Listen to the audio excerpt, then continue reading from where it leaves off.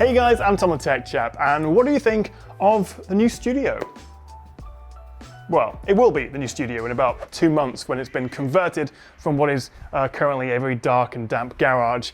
This is going to be the new space. It's about 2 or 3 times bigger than the rooms I've been using in the past. Although currently I am working out of the guest bedroom in my house. I recently moved, so it's a bit of a temporary setup at the moment. But yeah, I can't wait to show you guys this. If you've got any ideas for sort of decorating or sets or how I should actually make this space what it should be, then do let me know in the comments. Right now I've just got some contractors to come in to make it habitable, but beyond that, it's well, it's up to us really what we want to do with it, which is quite exciting. But in the meantime, I still thought I'd give you a bit of a home setup tour, a house tour, and not just talk about the phones and laptops I use, because we talk about that all the time, but some of the other smart home tech that I have around. The good stuff, the stuff you don't really need. And if you've got any great home tech recommendations that maybe I've missed, let me know in the comments below. Okay, first up, and I'm using the Ring Video Doorbell 3. Now there is a 4, which adds pre-roll capture, but it's not really a big difference, and this thing will set you back about £160. And we get a 1080p camera and 2-way audio, so you can give instructions to delivery drivers when you're out, or you can just use it as a bit of a security camera and see what's going on outside in the street. I bought the plug-in chime as well, so it's fully replaced my doorbell, plus I have the app, which pings me whenever someone rings the door. Although I must admit, I do find the app a bit finicky. I often completely miss notifications for some reason, and the design itself is a bit chunky and not the best looking thing in the world. But on the whole, it's been really useful having it, especially as I've just moved house, so there's lots of deliveries at the moment. And so far I've been using it on battery, which I've had to charge about every 5 weeks or so. So assuming you've rung the Ring doorbell and I've let you in, the next thing you'll see is this, the DeLonghi Prima Donna Soul Coffee Espresso Machine. Hilarious name, eye-watering price. This thing costs about £1,200. It's definitely a guilty pleasure, and as you'd expect for that kind of price, it has all the bells and whistles. You can just tap Americano and 45 seconds later you have a delicious black coffee, although you can do that with pretty much any coffee machine, or you can go crazy and customize pretty much everything. It certainly looks the part, there's a fancy touchscreen, and it's as seamless as a process as I've ever had on a coffee machine. Couple of things to note though, and there is an app which lets you remote control it, which is great in theory to have a coffee brewing as you get up in the morning, but you'll need to make sure you have your mug underneath already set up, and possibly fresh milk in as well, depending on what coffee you're having. So unless you're just having a basic black coffee in the morning, it's not that practical. It's fully self-cleaning though, which I love, although you do need to clean out the coffee grounds tray every now and then, and also wash out the milk container each time you use it. So the Prima Donna Soul, cringy name aside, is definitely a luxury. And of course, it's all about the beans anyway when it comes to a coffee. You don't need to spend this kind of money, but now I have it, I would definitely miss it if it was gone. Also in the kitchen, I've got Amazon's Echo Show 10. I actually find this really useful to have when my wife and I are cooking, mainly for timers or playing music. Plus in the morning, I come down and it shows me my calendar events for the day. It's just a nice thing to have around. Although I can't say I've ever actually used it for video calls, I would just tend to use my iPad or laptop for that, and I almost immediately turned off the motion, which kind of is the big selling point of this, because there's just so few spaces in my kitchen where it wouldn't bump into something. So it's basically a great Echo speaker with a big 10-inch touchscreen and video camera that can swivel and follow you around, and it costs about £240. I think I would recommend it, but maybe wait for a Prime deal. These things are often on discount. Alright, let's get to the good stuff, and you've probably seen this setup in a few of my recent videos, but I'm currently using the 77-inch LG G1 as my main TV. This is the fancy wall-mounted gallery design, which should have no gap, it should be completely flush, although I've got a Philips Hue gradient strip behind it, so it's a couple of centimeters proud of the wall. But this is an absolutely stunning TV, and I'll pop a link if you want to watch my full review. To be honest with you, I always thought 77 inches would be too big, and that 55 or 65 would be my max, but now I'm used to it, it actually feels just the right size. Although, again, like everything in this video it seems, it's pretty pricey at about £4,500. Although, the latest TVs always have big price drops about 6 months or so after launch, or around Black Friday. But I think if I was going to recommend a TV to someone right now, I would actually say get last year's LG OLED C10. which now costs about £1,600 for the 65-inch. I think that's the best buy because really there's not that many significant upgrades with 2021 models. There's a few, but nothing night and day.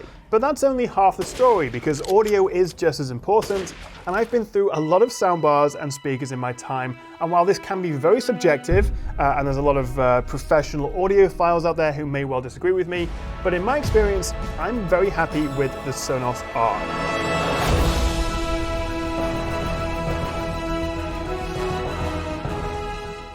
Fantastic soundstage, HDMI 2.1 with eARC support, and it costs about £700. You can absolutely get away with just having the Arc by itself, but I've paired it with a couple of 1SL speakers for some better surround sound, and also because I've just moved house and it's a detached house, so I'm not pissing off my neighbors, I added the Sonos Sub as well, which also costs like 700 quid. It's an awful lot of money, but actually it does make quite a big difference. As for gaming, I've got my PS5 and the Series X hooked up. In terms of which is best, well, it all comes down to which exclusive games you prefer and also where your friends play online. But for me, I would say 90% of the time I'm grabbing the DualSense and playing the PS5. There's just more games in the moment, and I love the controller.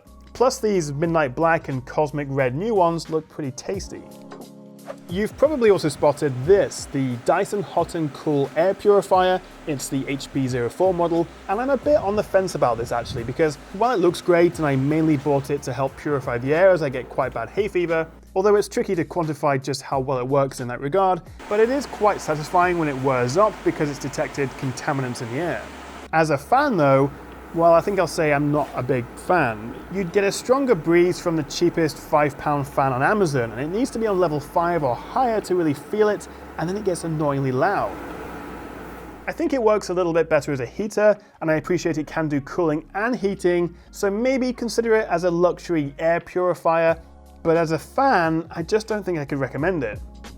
And welcome to the bedroom, which is not something I thought I'd be saying on the channel, but here we go. And I've got an Echo Show on my little bedside table, which I quite like, and also Philips Hue bulbs in the lamp, obviously. But the main reason I brought you in here is to talk about this. Well, actually not this, not any of this. Let's get out of the way. Not that, not even this, but that. And while mattresses aren't something I would normally talk about on the channel, this SIMBA Hybrid Luxe is a little bit different. So this is a UK King, which is a US Queen, I believe, and it's their top-of-the-range mattress, which costs about £1,350 at the moment. But bear with me though, because firstly, it comes in a box, which makes it a lot easier to move around and bring up to the room. Just make sure you let it air out for maybe a day or two. But without a doubt, this is the most comfortable mattress I've ever slept on. How it all works goes a little bit over my head, or maybe should I say under my head, but it's a combination of about 10 layers of aerocoil springs, foam support layers, and a breathable wool top. It's ridiculously comfortable, and you don't just sink into it like a normal memory foam mattress, it has some support as well. And to be honest with you, while this is a lot of money, you spend about a third of your life in bed, so if you can make your sleeping experience better, I highly recommend it. Okay, moving on to the office. Well, the temporary office. It's still a great space, but this will be a bedroom at some point, so I don't want to go crazy turning it into a full studio when I'll have the garage in a couple of months. Anyway, IKEA desk, you know, the classic 2016 YouTuber setup, it's fine, but I'd like to change this up soon, and if you do have any recommendations on a good big desk, do let me know in the comments. And I'm also still using the Noble Chairs Icon. I've had this for like 4 years now. As for my actual PC setup, well, I just posted my big PC upgrade video a couple of days ago where I talked about all this good stuff in detail, but basically the setup is a 38-inch LG ultrawide, we've got an RTX 3090 and a Ryzen 9 5950X build, mostly Corsair peripherals, an Elgato light strip at the back, and a Baby Yoda, or Grogu should I say. Now when it comes to filming my videos, this is my snazzy new white desk where I get some product shots. But I've also got these acoustic panels to help reduce the echo. Echo. I will eventually wall mount these, but right now it's actually quite handy to be able to move them around between rooms, and they work really well. Speaking of audio, I'm actually using a Rode lavalier mic and a Tascam audio recorder, which I then sync up with the video I shoot on my Sony a7S III. And most of the time I'm shooting with a Sigma 24-70mm lens. I also have a Atomos Shinobi monitor on top, and for my main light I use an Aperture 120D. I would quite like a bigger one for the new studio, but for now this is quite a nice setup. Oh, and I also have this little RGB LED light panel to give some background color to shots. As for the question of what's in my backpack, or maybe even what's in my pocket, right now I'm using the S21 Ultra as my main phone. I'm testing the Sony Xperia 1 III as well, so that's in my pocket. And most of the time I also have an iPhone with me, just because I still prefer the cameras on the iPhone, especially for video. I'm also using a MacBook Pro 13 with M1 chip as my daily kind of travel laptop, but I think I'm most excited about a refreshed MacBook Pro 16, maybe with an M2 chip around September or October. And that is most of the good stuff, actually. Actually, there is one more thing. This. Just like every other tech YouTuber since the beginning of time, I bought myself a Tesla Model 3.